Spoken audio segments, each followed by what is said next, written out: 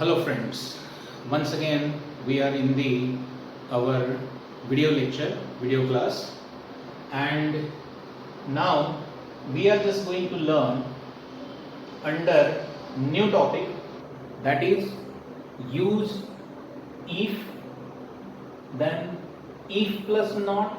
If the sentence is negative, then we have to use if plus not, and this is also called as make conditional sentence. इसी को ही अगर देखा जाए तो हम ये कहते हैं कि मेक कंडीशनल सेंटेंस, कि किसी एक आधे सेंटेंस को कंडीशनल कैसे बनाया जाता है. So let's move towards the similar kind of things. अब इफ और अनलेस का प्रयोग करके हमने लास्ट वीडियो लेक्चर में ये बताया था कि भाई जब हमने अनलेस का प्रयोग सीखा तब हमने ये ऑलरेडी देखा था कि इफ और अनलेस का प्रयोग करके हम अलग अलग प्रकार से कंडीशनल सेंटेंस बना सकते हैं. लेकिन मुख्य रूप से जब आपको ये सवाल आता है, ओके, कोई एक आधा सेंटेंस दिया जाता है, दिए हैं हमने, we have already taken all this sentences. For examples, different kinds of examples we have just already taken over here, and we will definitely try to solve them out. Okay, so to get the perfect answer, okay, which you should be ensured to solve it. Okay, so we will take this. लेकिन कोई भी conditional sentence तब बनता है जब वाक्य में condition आती है.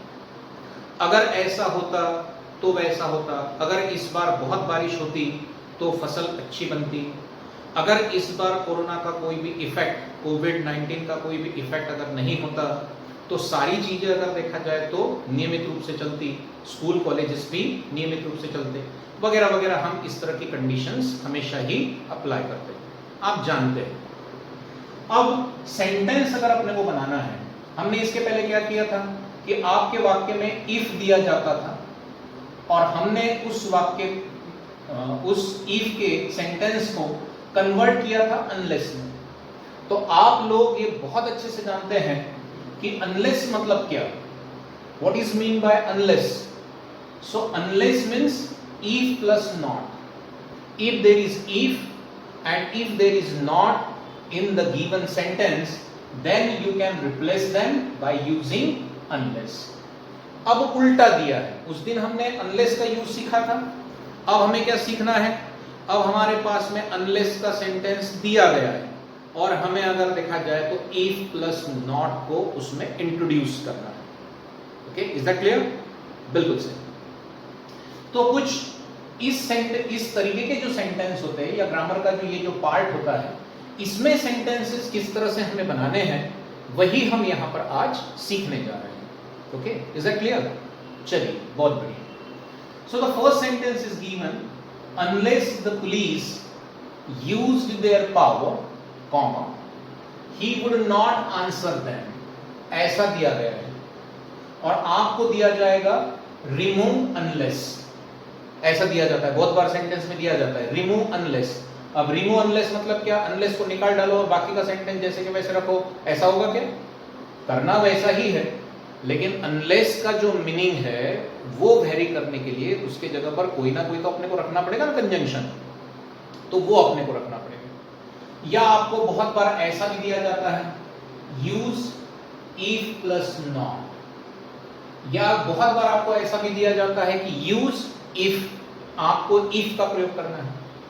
तो चाहे आपको ये बताया जाए कि रिमूव अनलेस, चाहे आपको ये बताया जाए कि यूज इफ प्लस नॉट, या चाहे आपको ये बताया जाए कि यूज इफ, आपको तीन में से कोई भी इंस्ट्रक्शन आए आपको हमेशा इसको यही करना है. अब देखिए वाक्य में क्या दिया गया है, आपको इफ प्लस नॉट का प्रयोग करना है और वाक्य में क्या दिया गया है. So the unless is given here, you can see well, unless is given here. यहां पर अगर देखा जाए तो अनलेस अपने को दिया गया है. अब अनलेस मतलब क्या, if plus not, right, you know it very well. Unless मतलब क्या होता है, इफ प्लस नॉट. तो भाई अनलेस को भी अपन निकालेंगे तो यहां पर क्या रखेंगे, इफ रखेंगे, उसके जगह पर रख दिया जी अपन ने इफ. ओके, वाक्य के शुरू में.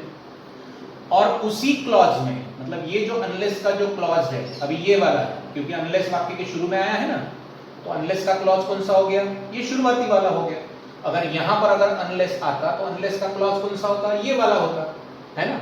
लेकिन अब अनलेस यहां है तो हमें इसी वाक्य में मतलब इसी क्लॉज में ओके अनलेस की जगह पर हमने इफ तो ले लिया, लेकिन इसका मीनिंग चेंज मतलब मीनिंग वेरी हो गया क्या? नहीं हुआ। क्यों वेरी नहीं हुआ? क्योंकि अनलेस मतलब होता है इफ प्लस नॉट और हमने यहां पर केवल लिया है इफ। तो जब तक हम इस क्लॉज में नॉट नहीं लगाएंगे तब तक वो अनलेस का मीनिंग पूरा नहीं होगा। समझ रहे बात को? ऐसे तो इस क्लॉज में हमें नॉट लगाना है। अब नॉट कहां पर लगाना है? आप बहुत अच्छे से जानते हैं कहां लगाना है। बिल्कुल सही, हेल्पिंग वर्ब के जगह पर नॉट लगाना है। Sorry, okay I have done the mistake. Helping verb के जगह पर नहीं, हेल्पिंग वर्ब को लगाना है। तो देख लीजिए कि हेल्पिंग वर्ब है कि यहां पर, अब हेल्पिंग वर्ब नहीं है तो फिर मेन वर्ब देख दीजिए। यहां पर है यूज्ड। यूज्ड मतलब ये V2 है, मतलब सिंपल पास्ट टेंस है। अब सिंपल पास्ट टेंस है तो सिंपल पास्ट टेंस का हेल्पिंग वर्ब लेना पड़ेगा। कौन सा लेंगे? वॉज लू क्या? नहीं। वेयर? वो भी नहीं। वॉज वेयर तो आते ही नहीं है, तो क्या लेना पड़ेगा? बिल्कुल सही है, डीड लेना पड़ेगा। तो हम क्या करेंगे? इफ द पुलिस डीड लिया। क्यों लिया डीड? क्योंकि हमने यहां पर अनलेस को हटाया, इफ तो ले लिया, लेकिन अनलेस का मीनिंग अभी तक पूरा नहीं हुआ, क्योंकि अनलेस मतलब होता है इफ प्लस नॉट। हमें लगाना है नॉट, नॉट लगाना था इसलिए चाहिए था हेल्पिंग वर्ब। हेल्पिंग वर्ब दिए गए क्लॉज में नहीं था, इसलिए हमने टेंस देखा, सिंपल पास्ट टेंस आया। And you know it simple past tense का हेल्पिंग वर्ब है डीड। और अब देखिए डीड को जाके हमने नॉट लगा दिया। अब देखिए आ गया इफ, आ गया नॉट, आ गया ना। अब देखिए इफ प्लस नॉट मतलब अनलेस का मीनिंग हो गया पूरा। अब बाकी का वाक्य जैसे कि वैसे, देयर पावर, फिर यहां पर कॉमा। अब दूसरे सेंटेंस में कुछ नहीं, जैसा है वैसे के वैसे ही अपने को उसको कंप्लीट करना है। He would not answer that. इस नॉट को अगर नहीं निकालना है, okay this is not permitted. Okay ये कोई भी परमिशन नहीं देगा कि इस नॉट को निकालने की। हमें देखिए अनलेस में उस नॉट से अपने को कुछ नहीं लेना देना, हमें अनलेस को निकालना था। आप जानते हैं बहुत अच्छे से, एकदम आसान सी पार्ट है। अनलेस मतलब होता है इफ प्लस नॉट। अनलेस को हमने निकाला, इफ ले लिया उसकी जगह पर, उसी क्लॉज में अपने को नॉट लगाना था। नॉट लगाया हमने हेल्पिंग वर्ब को टेंस के अनुसार। देखिए इफ प्लस नॉट पूरा वाक्य जैसे के वैसे, ये नॉट जैसा था वैसे के वैसे ही रखा, उसको कुछ हटाया वगैरह नहीं। तो अब देखिए if the police did not, अच्छा सॉरी एक गलती हो गई, यहां पर हमने यूज नहीं लिखा। Okay if the police did not use their power he would not answer them. ये यूज हमारे वजह से छूट गया था, तो यूज लिखना चाहिए। यहां पर डीड आया है तो फिर यहां पर यूज्ड का हमने क्या किया? केवल यूज किया, क्योंकि ऑलरेडी यहां पर डीड आ चुका है। ये कई बार हम पढ़ चुके हैं। That is why this is the matter which we have to apply. चलिए now let's move towards the second sentence. क्या कहा गया है? देखिए different birds can be found where there are different types of trees. Full stop दिया है। क्या कहा गया है इंस्ट्रक्शन में? मेक कंडीशनल सेंटेंस, ऐसा आपको बताया गया है। अब आपको कंडीशनल सेंटेंस बनाने के लिए बोला गया है। ओके कंडीशनल सेंटेंस कब बनेगा? जब अगर देखा जाए तो जब हमारे वाक्य में क्या आएगा? इफ आएगा, तभी अगर देखा जाए तो वाक्य में कंडीशनल सेंटेंस बनेगा, या तभी वाक्य जो है वो कंडीशनल सेंटेंस बनेगा। मतलब हमें इस वाक्य में करना क्या है? कंडीशनल कंजंक्शन का यूज करना है। क्लियर? अब यहां पर कंडीशनल कंजंक्शन आता है इफ। वैसे इफ, अनलेस और वेदर भी आता है, लेकिन ये यहां पर जब भी कभी आपको ये बताया जाता है कि मैं कंडीशनल सेंटेंस, तो आपको केवल और केवल इफ का ही प्रयोग करना पड़ता है। इस बात को खास करके ख्याल में रखिएगा। ओके जब आपको ये बताया जाता है कि मेक कंडीशनल सेंटेंस, तो केवल और केवल इफ का ही प्रयोग अपने को करना है। अब देखिए दिए गए सेंटेंस में ये पूरा के पूरा सेंटेंस है। हमें कंडीशनल सेंटेंस करना है, मतलब इफ का प्रयोग करना है, क्लियर। लेकिन इफ का प्रयोग कहां करना है, तो भाई देख लेते हैं पहले कि दिए गए वाक्य में कोई कंजंक्शन है क्या। तो दिख रहा है क्या कोई कंजंक्शन अपने को, ये दिख रहा है यहाँ वेयर दिया गया है, वेयर मतलब जहां, वहां, ऐसा। तो इस तरह से अब ये देखिए ये कंजंक्शन है, इसको हम सीधा सीधा हटा देंगे और इसी के जगह पर इफ रख देंगे, पूरा वाक्य जैसे कि वैसे रहेगा, एकदम आसान सा पार्ट है। तो क्या किया हमने, different words can be found, okay. अब ये वेयर निकल जाएगा, कंजंक्शन ये निकल जाएगा और यहां पर हम क्या रखेंगे, इफ रखेंगे, इफ। और दूसरा वाक्य जैसे कि वैसे, if there are different types of trees, okay. देखिए कुछ नहीं किया, वेयर को निकाला, इफ को इंसर्ट किया, बाकी का सेंटेंस रिमेनिंग जैसे कि वैसे रखा, आंसर इज रेडी। देखिए कंडीशनल हुआ कि नहीं। Different birds can be found, अलग अलग प्रकार के पंछी दिखाई देते हैं। If there are different types of trees, अगर वहां पर अलग अलग प्रकार के पेड़ होते हैं, तो अलग अलग पेड़ होते हैं तो अलग अलग प्रकार के पंछी दिखाई देते हैं, ओके। तो ये देखिए कंडीशन आ गई, मतलब आपका कंडीशनल सेंटेंस पूरा हो गया। इज दैट क्लियर, समझ में आ रहा है कि नहीं, ओके। कंडीशन ऐसी होती है, अगर मगर से ही कंडीशन होती है, ओके। अगर तुम ना होते, तो हम वहां पे अगर देखा जाए तो फंस जाते, बोलने वाले बोलते हैं ना, ओके। अगर अरे यार अच्छा हो गया, ओके, वहां पर तुम थे कल, अगर तुम वहां पर नहीं होते तो हमें वहां से कौन बचाता, ठीक है।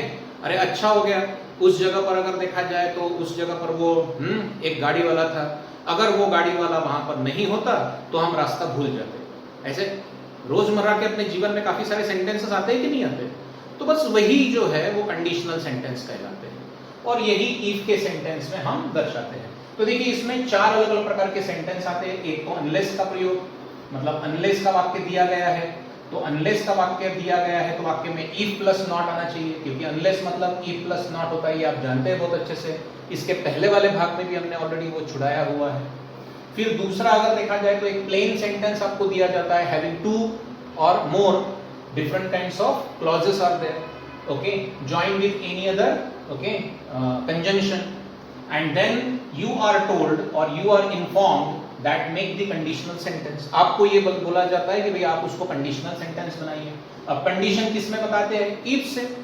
तो कुछ नहीं दिया गया, कंजंक्शन जो है वेयर, व्हेन वगैरह वगैरह जैसे कुछ कंजंक्शंस रहते हैं, लिमिटेड ही आते हैं, तो उसको निकाल दीजिए। वहां पर अगर देखें तो सीधा इफ का प्रयोग करिए, remaining sentence is the same, बाकी का जो सेंटेंस जो है वो एकदम बिल्कुल आपका सेम रहेगा। तो ये भी एक पार्ट होता है। अब तीसरे प्रकार का सेंटेंस होता है, देखिए कि you will not gate expected result. देखिए भाई, पढ़ाई नहीं करोगे तो आपको एक्सपेक्टेड रिजल्ट नहीं मिलेगा। यू डोंट स्टडी वेल, तुम अच्छी पढ़ाई नहीं करोगे। अब क्या दिख रहा है, देखिए नया क्या है इस सेंटेंस में। The sentence is having two different sentences. ये एक ही वाक्य में दो अलग अलग प्रकार के सेंटेंस इन्होंने दिए हैं। पहला कौन सा है, you will not gate expected result, पहला सेंटेंस। दूसरा कौन सा है, यू डोंट स्टडी वेल, है ना।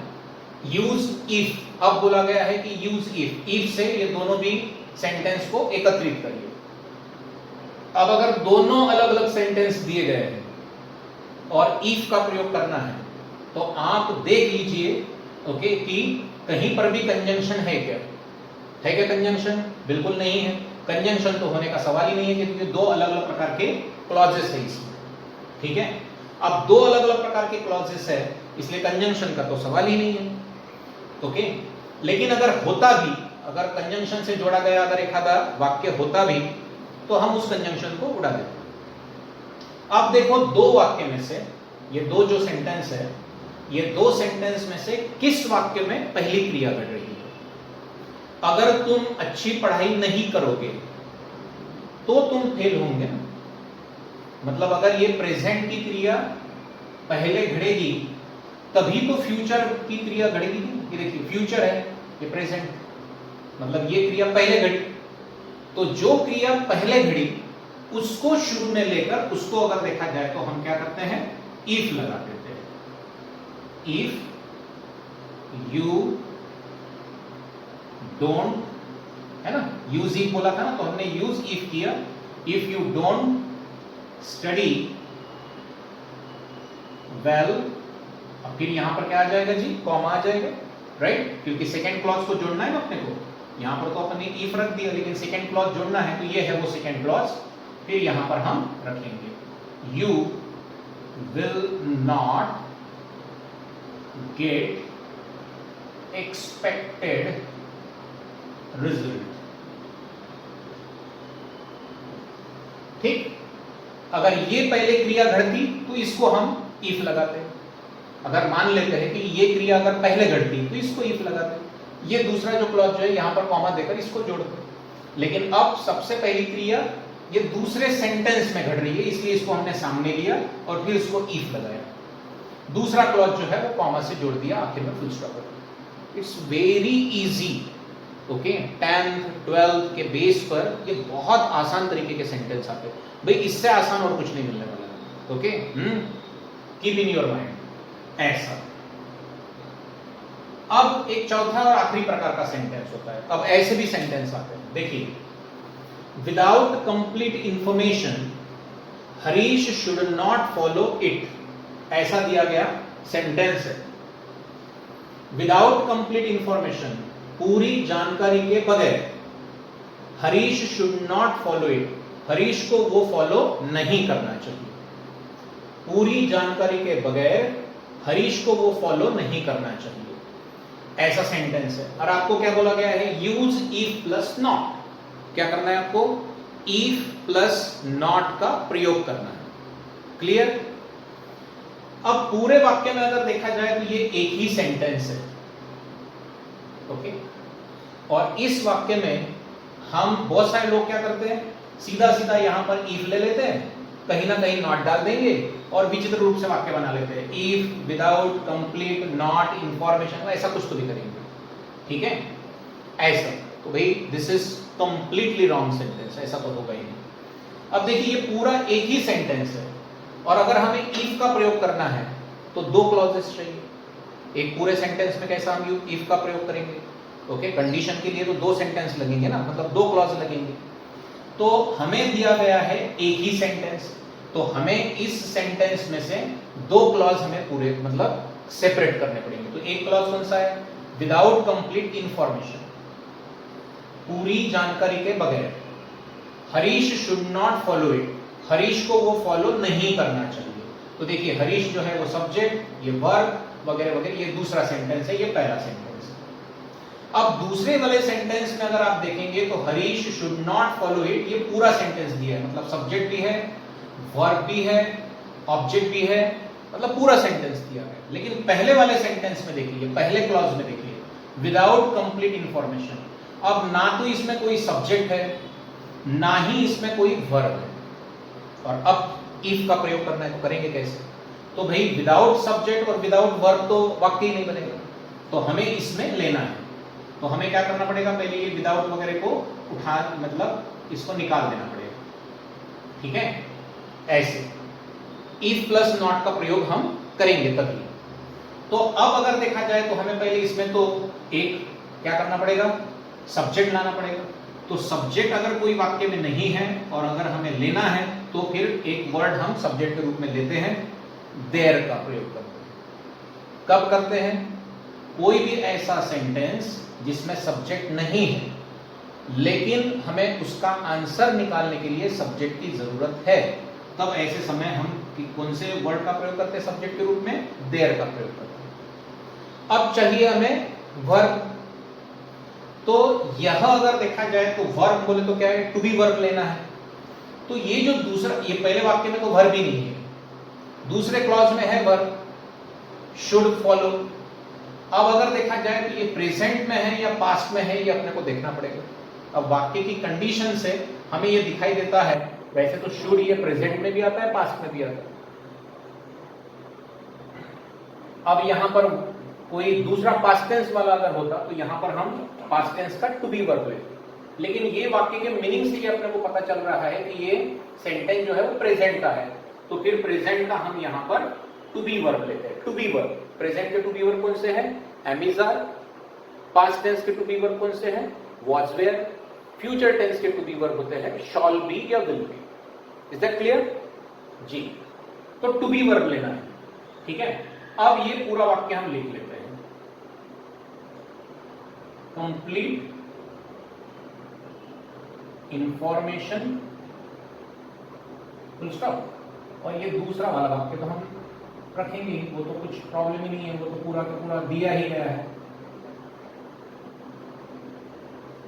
फॉलो इट, हो गया। ये देखिए दोनों कंप्लीट सेंटेंस हमने यहां पर बनाया। इस वाक्य में सब्जेक्ट और वर्ब नहीं था, तो देखिए सब्जेक्ट के रूप में हमने देयर लिया। फिर इस वाक्य में वर्ब में नहीं था, तो हमने दूसरे वाक्य का टेंस देखा, तो वो प्रेजेंट था, तो इसलिए हमने प्रेजेंट का टू बी वर्ब लिया, ठीक है। टू बी वर्ब में अब कुछ नहीं, यहां पर अब आप इफ का प्रयोग कर सकते हैं। तो अब हम क्या करेंगे? इफ का प्रयोग यहां पर कर देंगे वाक्य के शुरू में। ये देखिए इफ आ गया सामने। और नॉट का प्रयोग करना है, तो ये विदाउट था कि विदाउट, विदाउट कंप्लीट इंफॉर्मेशन मतलब पूरी जानकारी के बगैर। बगैर मतलब ओके, अगर आपके पास में पूरी जानकारी नहीं है तो मतलब विदाउट के लिए यहां पर अगर देखा जाए तो इसको क्या लगेगा? नॉट लगेगा। लेकिन आप जानते हैं बहुत अच्छे से कि नॉट अगर अपने को लगाना है तो कहां लगाते हैं अपन? केवल और केवल हेल्पिंग वर्ब को। ये हेल्पिंग वर्ब था, देखिए आ गया इफ, आ गया नॉट, और देखिए मीनिंग भी पूरा हो गया। और यहां अगर देखा जाए तो हम कॉमा दे देंगे, क्योंकि ये दो वाक्य को अभी जोड़ा हमने इफ से। अब देखिए सही में सेंटेंस का अर्थ इसके जैसा हुआ है कि नहीं, चेक कर लेते हैं। If there is not complete information, अगर वहां पर पूरी जानकारी नहीं है तो Harish should not follow it, Harish को वो फॉलो नहीं करना चाहिए। इसका भी मीनिंग वही था, without complete information Harish should not follow it, पूरी जानकारी के बगैर हरीश को वो फॉलो नहीं करना चाहिए। सेम, ये सेंटेंस कंडीशनल हो गया। और इन्होंने जो बताया था यूज इफ प्लस नॉट, देखिए इफ भी आ गया, नॉट भी आ गया, और नॉट हमने रखा तो अर्थात विदाउट निकल जाए। Okay, easy. So that is the most important part which you should always keep in mind and finish the complete sentences in a good style. Okay? देखिए ग्रामर जो है वो अपने नियमों के लिए जाना जाता है, अपनी कंडीशंस के लिए जाना जाता है, अपने अलग अलग प्रकार के फंक्शंस के लिए जाना जाता है। So you have to follow all that particular things. Okay? भाई आप कोई भी अल्टीमेटली जब सेंटेंस बनाएंगे उसका मीनिंग जो है वो कभी भी चेंज नहीं होना चाहिए। That is one of the most important thing which we have to know and we have to do it accordingly. ठीक है, इसकी एक्सरसाइजेस अगर देखा जाए तो आपको रिटर्न नोट्स में दी गई है। You should solve all the exercises and if you have any other problem, okay, you should just come to the class and ask me about that. I will be there to just solve each and every problem. Okay, friends. So see you then. We will meet back in the next video in the next session. See you then.